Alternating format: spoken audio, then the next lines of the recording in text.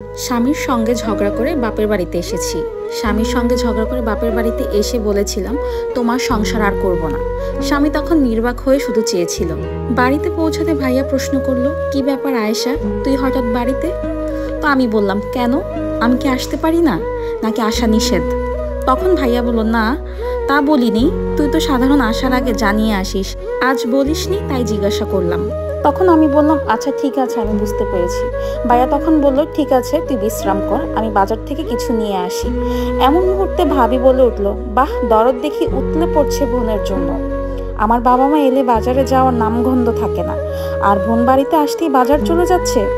বলছি, পকেটে টাকা আছে তো, নাকি বাচ্চার স্কুলের টাকা নিয়ে যাচ্ছ? ভাবির এমন কথায় ভাইয়া বলল, আরে এমন করে বলছো কেন, বুঝলাম না। তোমাকে বাজারে যেতে হবে না, বাসায় যা আছে আয়শা সেটাই খাবে, ওই টাকাটা নষ্ট করো না। ভাবির মুখে এসব কথা শুনে আমি কি বলবো কিছুই ভেবে উঠতে পারছিলাম না। পৃথিবীতে এই ভাইটি ছাড়া আমার আর কেউ নেই, বাবা মা অনেক আগেই মারা গিয়েছে। তো আমি বললাম, ভাইয়া থাক, বাজারে যেও না, যা আছে বাসায় তাই খাবো। ভাইয়া মুখটা ছোট করে ঘরে চলে গেল। মনে মনে ভাবি চায় না আমি এখানে থাকি। তার কথার ধরন শুনিয়ে আমি তা বুঝেছি। যাই হোক, সেই দিন থাকলাম। আমার স্বামী আমাকে কয়েকবার ফোন করেছে, কিন্তু আমি ধরিনি রাগের কারণে। কিন্তু মনে মনে ভাবছি, সেই তো এখন আমার সব। পরের দিন যখন ভাইয়ার ছেলের সাথে একটু খেলছিলাম, পাশের ঘর থেকে চিল্লাফাল্লার শব্দ শোনা যাচ্ছে। আমি একটু সামনে গেলাম আর ভাবির কথাগুলো শুনতে পেলাম। মনে হয় আমাকে শুনিয়েই বলছে। আর ভাই চুপ করো চুপ করো করেই বলে যাচ্ছে।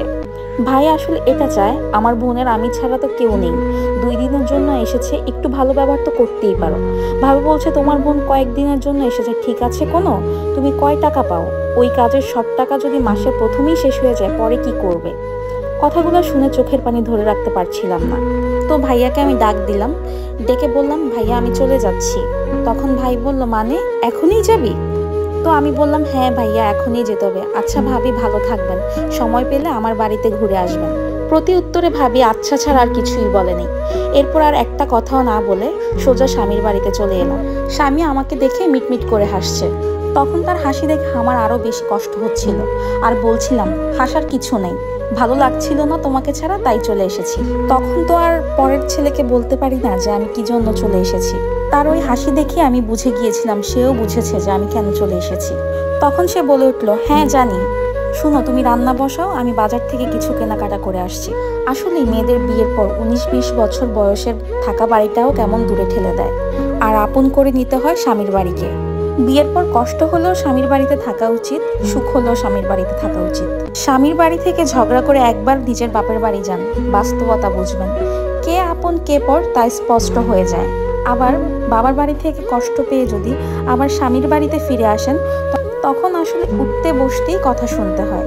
আমি এখানে সব বাবার বাড়ির কথা বলছি না, বা সব স্বামীর বাড়ির কথা বলছি না। আমাদের সমাজে এরকম হাজারো চিত্র আছে যে স্বামীর বাড়ির কষ্টের কথা বাপের বাড়িতে বলতে পারে না, কারণ বাপের বাড়ির সবাই তখন বার্ডেন মনে করে একটা মেয়েকে।